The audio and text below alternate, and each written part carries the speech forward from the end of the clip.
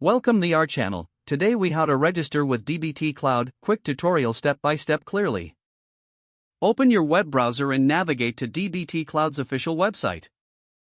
On the home page, locate the sign up button in the upper right corner.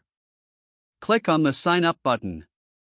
You will be redirected to a registration form. Fill in the required fields, including your name and email address. Create a strong password and confirm it in the designated field.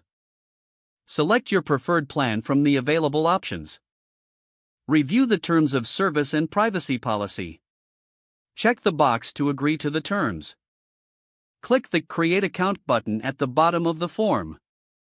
You will receive a confirmation email shortly. Open your email inbox and find the confirmation email from DBT Cloud.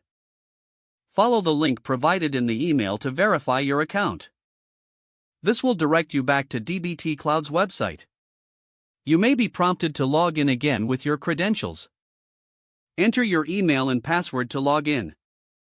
Once logged in, you will have the option to set up your first project.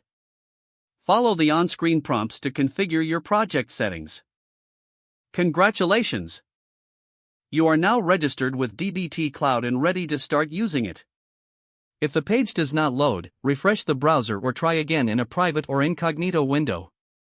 Make sure you are using the correct email address, then retype it carefully to avoid small typos. If your password is not accepted, use the reset option and create a new strong password you can remember.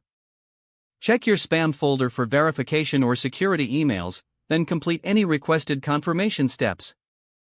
Enable two-factor authentication if available to improve account security and reduce unauthorized access risk. After signing in, review your profile details so your contact information and settings are accurate and current. If you see an error message, note it down and try again after restarting your device and internet connection. Log out when you finish, especially on shared devices, to keep your account and payment information secure. Don't forget to like this video and subscribe to our channel for more step-by-step tech guides.